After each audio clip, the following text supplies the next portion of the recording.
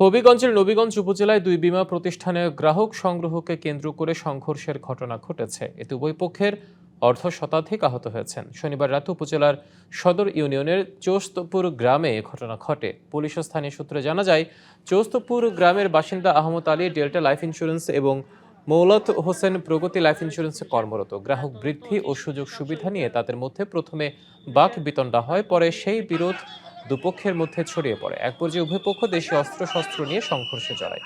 খবর পেয়ে পুলিশ ঘটনাস্থলে গিয়ে পরিস্থিতি নিয়ন্ত্রণে আনে।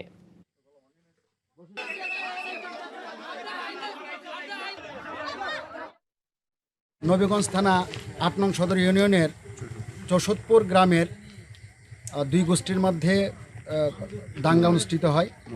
ঘটনাস্থলে এসে আমরা সম্পূর্ণ ঝুঁকির মাধ্যমেই পরিস্থিতি নিয়ন্ত্রণে নেই। 200-র বেশি সার্ভিস ও ফিচারে লেনদেনের সব বিকাশ অ্যাপে সম্ভব।